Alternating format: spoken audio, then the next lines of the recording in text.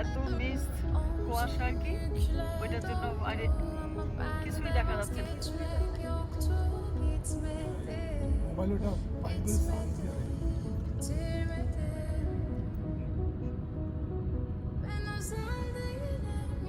যত যাচ্ছি ততই অন্ধকার সামনের দিকে।